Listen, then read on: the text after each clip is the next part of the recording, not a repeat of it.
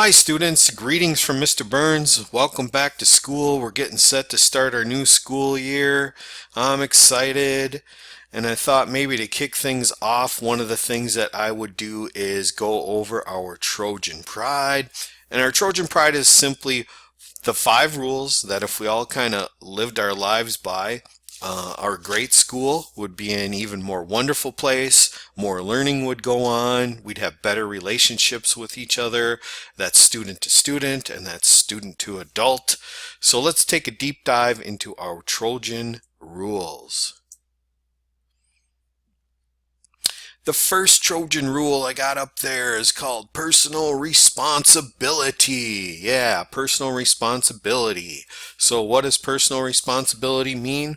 Well, first I want you to say that word, personal responsibility, because I know a lot of you are language learners. And what personal responsibility boils down to is it's knowing what to do and how to do it.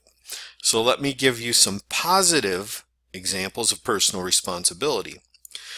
There are a lot of different examples, but one of the big ones is simply the ability to clean up after yourself in the classroom, in the cafeteria, and at home.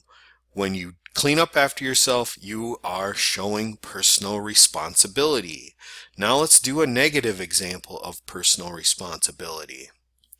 Here's a negative example of personal responsibility. In school, you are responsible for your learning. And I know that everybody needs help from time to time, and we have teachers in the classroom and we have paras in the classroom that are there to help us.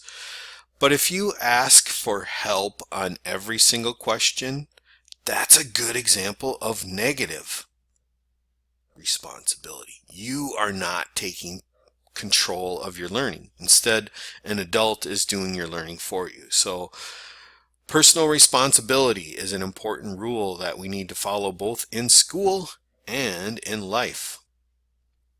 All right, let's see what our next Trojan Pride letter is. And it's the letter R, and that stands for respect. And what I would like you to do is just say that word with me. Respect. Again, I know some of you are language learners, so it's good to practice language. Now, respect means treating yourself and others properly. So let me give you a positive example of when you are being respectful. So a positive example would be confronting a bully when they are picking on a victim. We all know that bullying goes on in school and it's a terrible thing, but lots of times if one of the bystanders just has the courage to speak up, the bully needs to run and hide. So a positive example of showing respect is confronting a bully and telling them to stop doing what they're doing. Or, related to that would be going to a teacher or a counselor or a principal and informing them about what you saw. So both of those are examples of showing respect. Now, a negative example of respect is, let's say you start to call yourself dumb. And then because you're calling yourself dumb, you decide you don't need to do schoolwork. And you get failing grades for that. You're not showing respect for yourself because you're not doing the best that you can do in school. Let's take a look at our next Trojan Pride. And again, you can say this word with me. And the word is integrity. Integrity. So go ahead and say that word, integrity. And my little quote here is from Ben Franklin.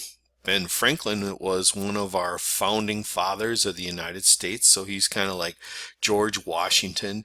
And one of his famous quotes is, "Honesty is the best policy." So when we talk about this word integrity, what we mean here is that you're acting with honesty toward yourself, you're acting with honesty toward your family, you're acting with honesty in your school, and you're acting with honesty in your community. So a positive example of integrity, and again you can say that word if you want, is that you have a strong sense of right and wrong. So if you borrow something from another person, you return that to them. So I'm especially thinking of, money would be a good example of that. Another example of integrity is, hey, you're finding schoolwork difficult, but instead of cheating or copying from a neighbor, you do the best that you can, and if you make mistakes, you make corrections from that.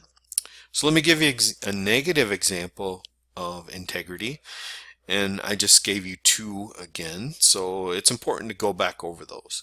You're not showing integrity if you copy someone else's homework to get yours done.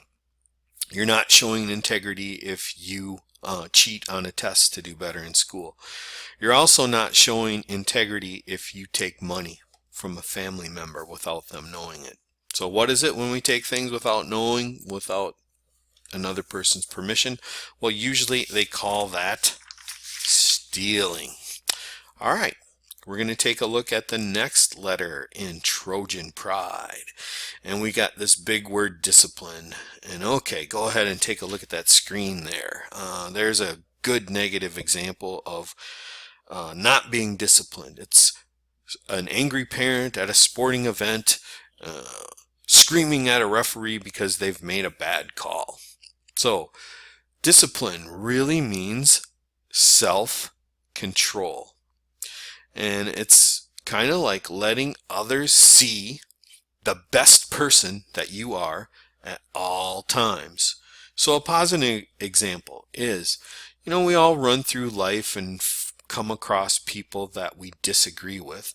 But if we're disciplined, we're showing self-control, we listen to that other person without making judgments against them. Another positive example of disciplined, showing self-control, is that when we're talking to that other person that we disagree with, we're able to tell them that we disagree with their ideas, but we don't attack them and we don't call them names. So some negative examples of self-discipline. Ooh, we jumped to the wrong slide there. So I'm trying to say like a negative example of self-discipline. Let's take a look at, the screaming parents again. So if you're screaming in the hallway, you're not showing discipline. If you are fighting with other kids at recess, you are not showing self-control or being disciplined. So those are some negative examples. And we've got PRID. We've got just the letter E left, so let's go see what that letter E stands for. And what we have here is the word engaged. So can you say that word engaged with me? It doesn't mean you're engaged to get married. When we talk about engaged as part of Trojan pride, the word means that you're bringing a high level of interest into everything that you do. So if you've watched this video without fast forwarding through it, you are being engaged.